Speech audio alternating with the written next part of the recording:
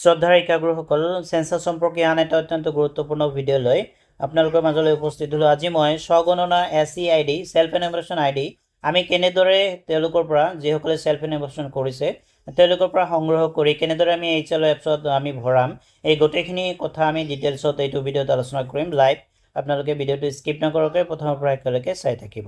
আহক আমি দেৰি নকৰি ভিডিঅ'টো আৰম্ভ কৰোঁ। এতিয়া হোক আমি HLO এপছৰ জৰিয়তে লাইভ আমি দেখিম যে সেলফ এনুমেৰেশ্যন আইডিৰ তথ্যবোৰ আমি কেনেদৰে সংগ্ৰহ কৰিম। প্ৰথমে আপোনালোকে যিটো প্ৰিমাইজ বা বিল্ডিঙত আপোনালোকে যাব, প্ৰথম আপোনালোকে নতুন গৃহ তালিকা প্ৰবিষ্টত ক্লিক কৰিব। ক্লিক কৰাৰ পিছত সাপোজ মই উদাহৰণস্বৰূপে মই 37 নম্বৰ এটা বিল্ডিং আছে মোৰ, তাতে তেওঁলোকে সেলফ এনুমেৰেশ্যন কৰি থৈছিলে। মই এই 37 নম্বৰ যিটো বিল্ডিং আছিলে সেই বিল্ডিঙৰ সেলফ এনুমেৰেশ্যন আইডিটো মই লৈছো। এতিয়া লোৱাৰ পিছত মই সেই তথ্যখিনি কেনেদৰে মই ভেৰিফাই কৰিম এই গোটেইখিনি মই ডিটেইলছত দেখাইছো। মই এতিয়া 37 নম্বৰ বিল্ডিংটো দিলো, লিখিলো। তাৰ পিছত আপোনালোকে তলত নিউ অপশ্যনটোত ক্লিক কৰিব।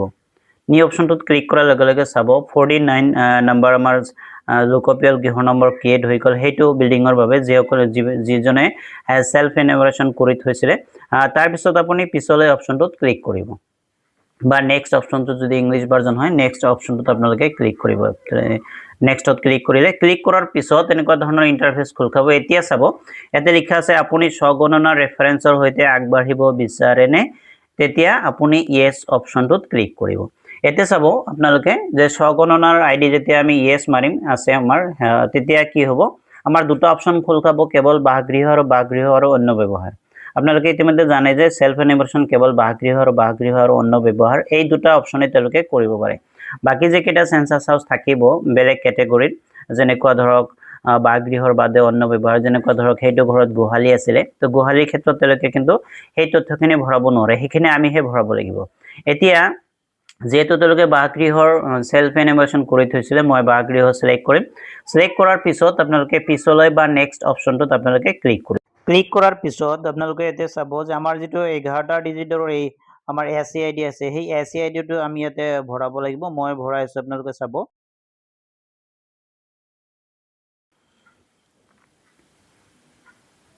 আইডিটো ভৰোৱাৰ পিছত আপোনালোকে দাখিল কৰক অপশ্যনটো, সাবমিট কৰক অপশ্যনটোত ক্লিক কৰিব। আপোনালোকে তাতে এন্ট্ৰি কৰাৰ পিছত আপোনালোকে যেতিয়া সাবমিট মাৰাৰ পিছত আপোনালোকৰ এনেকুৱা ধৰণৰ যিকেইটা তেওঁলোকে ফিল আপ কৰি ইতিমধ্যে থৈ দিছে এইখিনি তেওঁলোকৰ আহি যাব। আহি যোৱাৰ পিছত আপোনালোকে এইখিনি একবাৰ ভেৰিফাই কৰিব। ভেৰিফাই কৰাৰ পিছত আপোনালোকে যদি ভাবে যে সম্পাদন কৰিব লাগে তেতিয়াহ'লে এই সম্পাদন কৰিব লাগে অপশ্যনটোত আপোনালোকে ক্লিক কৰিব, আৰু যদি ঠিকে আছে তেতিয়াহ'লে আপোনালোকে নিশ্চিত কৰক অপশ্যনটোত ক্লিক কৰিব। ক্লিক কৰাৰ লগে লগে আমাৰ গোটেইখিনি যিখিনি তেওঁলোকে সেলফ এনুমেৰেশ্যন কৰি থৈছিলে এইখিনি তেওঁলোকৰ ডেটাখিনি সাবমিট হৈ যাব। মই নিশ্চিত কৰক অপশ্যনটোত ক্লিক কৰিলোঁ, যিহেতু ঠিকে আছে গোটেইখিনি অপশ্যন নিশ্চিত কৰক ক্লিক কৰাৰ লগে লগে তেওঁলোকৰ সেই গোটেইখিনি ডেটা সাবমিট হৈ গ'ল। এতিয়া সাপোজ সেইটো ঘৰতে সেইটো বিল্ডিঙতে আন এটা সেন্সাস হাউস আছে, তেতিয়াহ'লে আমি কি কৰিম, আকৌ আমি বিল্ডিং নাম্বাৰটো ৰিপিট কৰিম। ৰিপিট কৰাৰ লগে লগে লোকপিয়ল গৃহ নম্বৰটো আমি নতুন হিচাপে ক্ৰিয়েট কৰিম।